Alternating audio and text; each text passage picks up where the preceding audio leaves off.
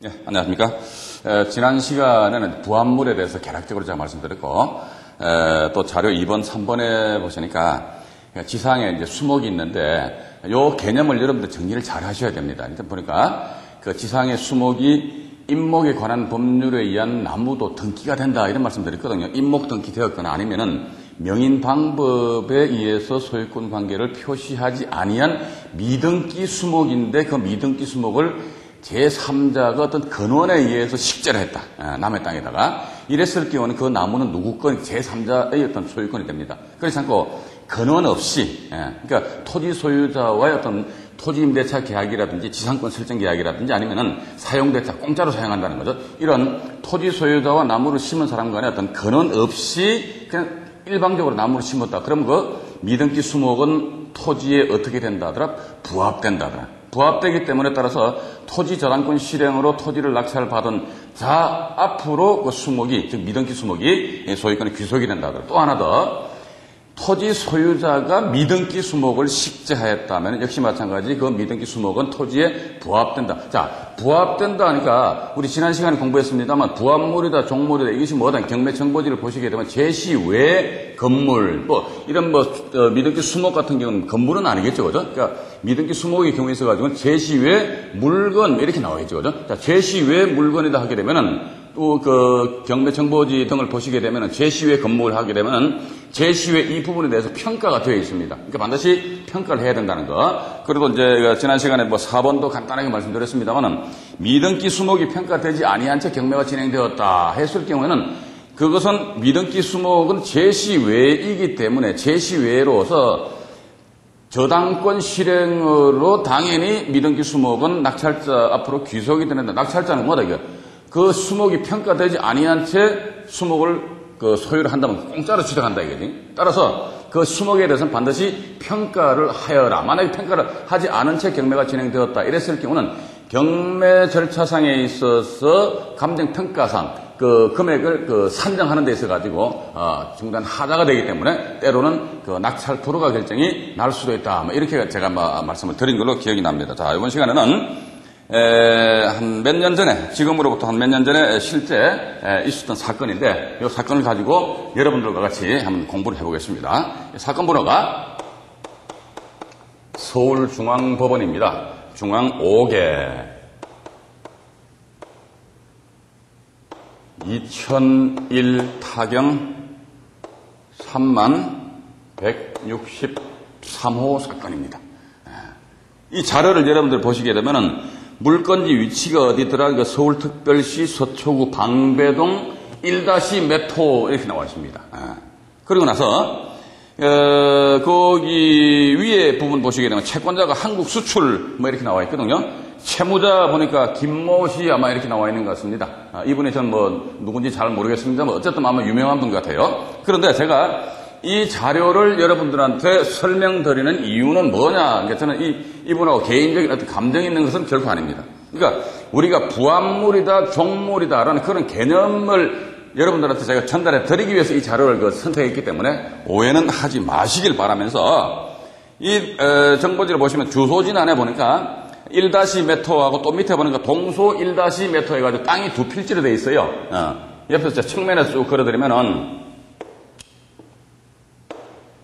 땅이 두 필지인데, 여기가 보니까 248평입니다. 248평은 면적란에 대해서 820평방미터 이렇게 나와 있지 않습니까? 그리고 바로 옆에가 잡종지 해가지고 151.9평이에요. 약 한 152평 정도 된다고 보자 이겁니다. 전체 합치니까 이게 약 한 400평 정도가 나올 것 같아요. 400평. 그런데 248평 요 땅 위에는 이분의 건물 집이 있었어요. 근데 대지 248평의 건물이 있다. 이거 막 어마어마한 상황이었죠, 그죠? 그리고 요 152평의 잡종지라고 표시된 여기 보니까 휘기목 해가지고 말이죠. 정원수 있잖아요, 그죠? 정원수에다가 또 뭐 이런 정원석에 이런 게 막 좀 비싼 게 좀 있었던 모양입니다. 그런데 이 물건이 경매시장에 쏟아져 나왔어요. 누가 아니까 한국 수출 아마 보험공사에서 강제경매 신청을 아마 한 것 같습니다. 자, 강제경매 신청을 하니까, 경매 정보지 자료 보시니까 최초 감정 가격이 약 한 38억 정도 나오지 않습니까? 38억 7,408만8,700원 해가지고 약 한 38억 정도 1차 감정 가격이 법원에서 이제 감정사 평가를 했겠죠. 평가를 했고, 거기에서 경매가 진행내역란에 점점 밑에 보니까 낙찰이 됐습니다. 언제? 그러니까 2002년 4월 3일날 이 날짜가 1차 매각기일입니다. 1차 매각기일날 낙찰되는데 얼마로 낙찰됐습니까? 보니까 48억 1천만 원에 낙찰이 됐어요. 그러니까 1차 감정가액 38억 대비해가지고 물경 10억 원 더 높은 금액으로 낙찰이 됐다. 응찰자 수는 몇 명이더라는 게 10사람 이렇게 나와 있잖아요. 그죠?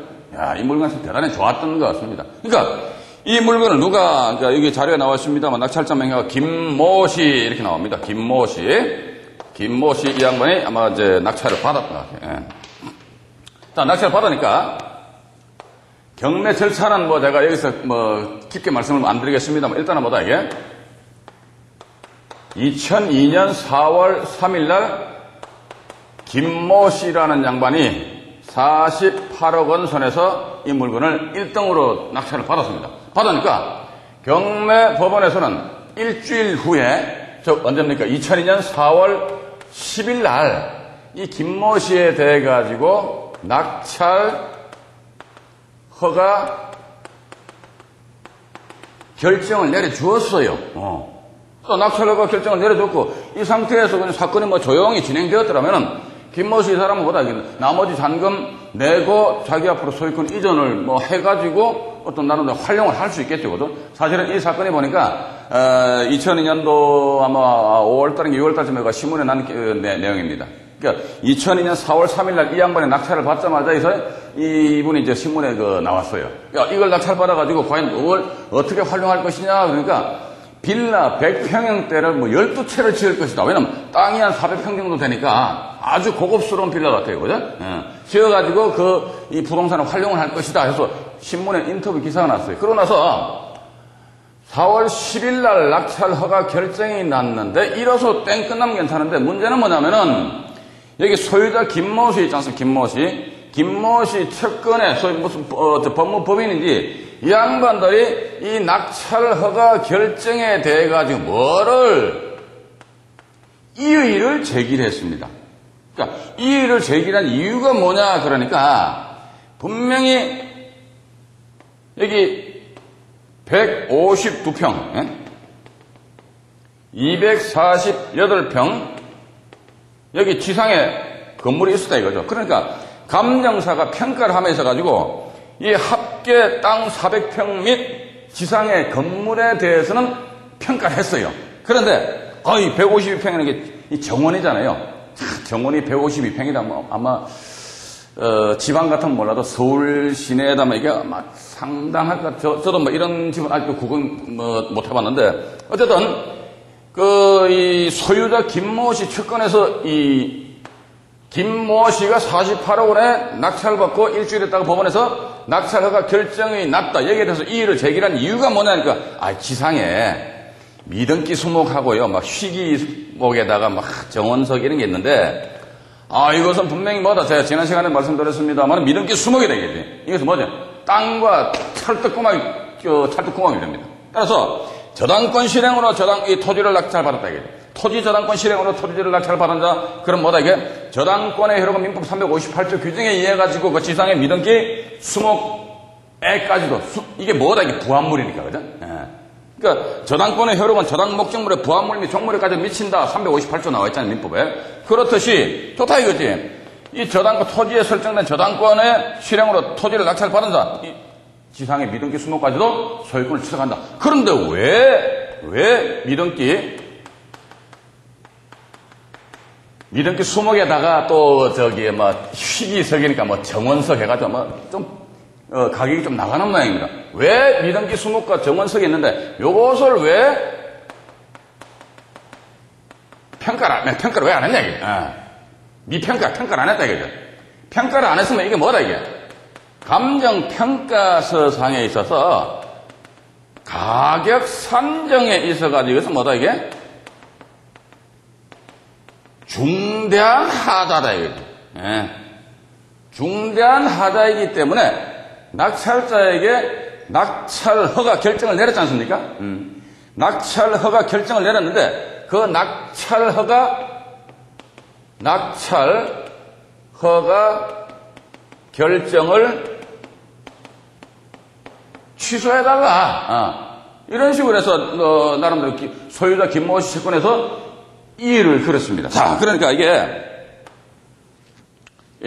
대법원 요 사건번 하나 적어드릴게요. 요 판결 내용은 우리 요 자료에 포함되어 있기 때문에 요건 제가 그때 가가지고 말씀드릴게요. 그런데 일단 이 대법원 98마 가나다라 마입니다. 98마 1817 결정 사건을 보게 되면은 제가 조금 전에 말씀드린 내용 똑같습니다. 자, 지상에 보니까 미등기 수목이 있더래요. 미등기 수목입니다. 미등기 수목. 자, 지상에 있듯이 미등기 수목이 있다. 미등기 수목인데 이 토지에 저당권이 설정되는데 저당권자 경매 신청해가지고 이걸 누가 제3자가 예를 들어 갑이라는 사람이 낙찰을 받는다 하게 되면 지상에 미등기 수목은 토지에 부합되기 때문에 이 지상에 미등기 수목도 역시 마찬가지 갑 소유로 귀속이 되는데 요 사건 내막을 보게 되면은 감정사가 평가를 한단 말이지. 뭐만 평가했지 이게. 땅만 평가해버렸대요. 감정사가 이 물건에 대해 감정이 있을지 몰라도 지상에 미등기 수목은 평가를 안 해버렸대요. 미등기 수목은 평가를 안 하고 땅만 평가해가지고 그러니까 갑이라는 사람 낙찰 받았다 그러니까 이 물건에 이해관계 있는 사람은 왜 제가 조금 전에 말씀드린 사항입니다. 왜 지상에 미등기 수목을 평가하지 않았느냐? 평가를 안 했다는 것은 이게 뭐다 이게?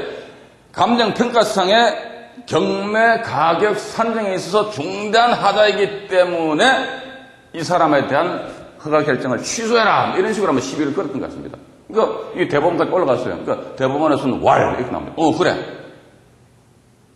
너의 주장이 맞다.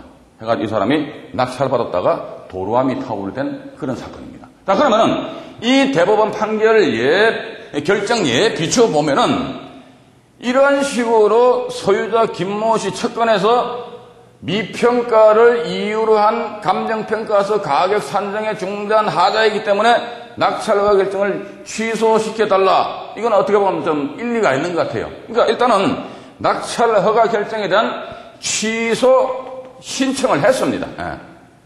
이건 좀 지워버리고요. 이건 나중에 또 우리가 다시 나오니까.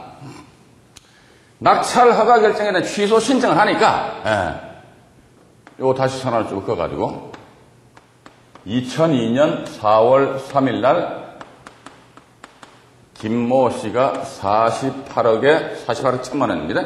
48억에 입찰 참여했고 동년 4월 10일 날 법원에서 낙찰 허가 결정이 났고 그런데 이 낙찰 허가 결정에 대해서 소유자 김모 씨 채권에서 왜 허가 결정을 내리느냐 해가지고 이의를 제기했다. 이의를 제기하니까 이 사건에서 보니까 동년 4월 19일 날 그러니까 조금 전에 대법원 판례 결정도 말씀드렸듯이 지상에 미등기 수목이 있다. 이것을 반드시 평가를 해야 되지. 왜냐하면 미등기 수목은 토지에 부합되기 때문에 토지와 일괄로해서 낙찰자 앞으로 소유권이 귀속이 되는데 왜 평가를 하지 않았느냐. 따라서 가격 산정에 잘못이다. 시비를 걸으니까 경매법원에서는 그 대법원 결정에 의하면 그 맞는 것 같다 해가지고 4월 19일 날 이 낙찰 허가 결정이 4월 10일 날 났단 말이죠. 이제 이 낙찰 허가 결정을 취소를 시켜버렸습니다. 그럼 취소를 시켰다 하게 되면은 낙찰자 김모 씨가 또 가만히 있으면 되는데 낙찰자 김모 씨는 이걸 왜 취소를 하느냐. 이 김모 씨 양반은 경매법원의 낙찰 허가 결정에 대한 취소 결정이 납니다. 요거 제가 여러분들한테 이거 어떻게 보면 좀 재밌는 것 같아요. 낙찰 허가 결정에 대해서 법원에서 취소 결정을 내렸습니다. 어디서? 경매법원에서. 그러니까 요 자료에도 나와 있습니다만 자료에도 나와 있습니다. 보니까 요 김모 씨, 낙찰자 김모 씨 양반을 받아 낙찰 허가 결정에 대한 취소 결정에 대해서 항소를 제기했던 것 같아요. 자, 하니까 어떤 거니까 이 낙찰 허가 결정, 취소 결정을 어떻게? 취소해달라. 뭐 취소가 많이 들어가네요. 그죠? 낙찰, 허가, 결정, 취소, 결정. 누가? 경매법원에서, 1심, 하급심 법원에서 취소 결정을 내는 그 부분 자체에 대해서 취소를 시켜달라 해서 취소 신청을 했습니다. 그러니까 항소심에서는 뭐다? 낙찰자의 취소 신청에 의해서 타당하다 해가 취소 결정을 내려줬습니다. 좀 이름 길죠, 그죠? 낙찰, 허가, 결정, 취소 결정에 대한 취소 신청에 의한 취소 결정. 요거는 항소심에서. 근데 요 자료에도 이제 자료 보시면은 그 밑에서 몇 번째 줄입니까? 둘, 넷, 여섯, 일곱 번째 줄입니다. 일곱 번째 줄인데 보시니까 일곱 번째 줄에서 낙찰자는 법원의 낙찰 허가 결정에 대해서 항소를 하였고 이에 항소심 재판부인 서울민사지법 맵부에서는 2002년 12월 22일 날 해서 모든 수목과 정원석에 대한 감정가는 8,800여만 원에 불과하여 전체 감정가 38억 원에서 차지하는 비중이 미미하고 낙찰 가격이 최저 입찰 가격을 크게 상회한다. 1차 감정가가 38억이었는데 48억에 낙찰받았다 이거죠. 크게 상회하고 있어서 낙찰을 취소할 만한 중대한 사유로 볼 수 없다 해가지고 이 항소심에서는 취소 결정을 내렸습니다. 아이고 그러니까 이제는 그 소유자 김모 씨 특권에서도 이 항소심에서의 취소 결정에 대해서 또 제항고를 제기했습니다. 대법원까지 올라갔어요. 그러니까 대법원까지 올라갔는데 대법원에서는 그거는 이유 없다 해가지고 기각 결정을 내려버렸습니다.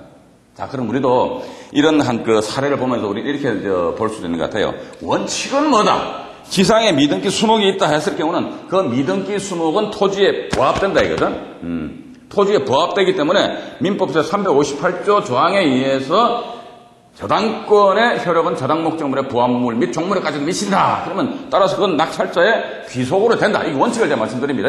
귀속으로 되기는 낙찰자 명의는 소유가 되기는 되는데 이렇게 나옵니다. 그런데 만약에 지상의 미등기 수목을 평가하지 아니한 채 경매를 진행했다면 감정평가상의 가격 산정에 중대한 하자가 된다 이렇게 나왔어요. 하자가 된다. 그러면 그 대법원 결정에 의하면 이것도 역시 마찬가지 기각이 될 사항이 아니더라 이거예요. 받아들여야 되는데도 불구하고 왜 이러한 그 결정이 기각 결정이 났느냐? 이건 뭐 나름대로 사안별로 판단 내지 평가를 해야 될 것 같아요. 지금 항소심에서 이 낙찰 허가 결정에 대한 취소 결정을 다시 취소했다 이거죠. 취소한 사유가 뭐냐니까 이쪽으로 오셔가지고 1차 감정 가격이 38억이요. 근데 낙찰 가격이 48억이야. 그리고 소유자 김모 씨 채권에서 주장한 바대로에서 지상의 미등기 수목 등에 대해서 평가를 해보니까 약 한 8,800만 원밖에 안 된다, 이거지. 8,800만 원밖에 안 되고, 나아가서 낙찰 금액은 뭐다? 1차 감정 가격에 대비해서 상당히 크게 상회하고 있다. 한 10억 정도 상회하고 있다면 이것은 뭐다, 이게?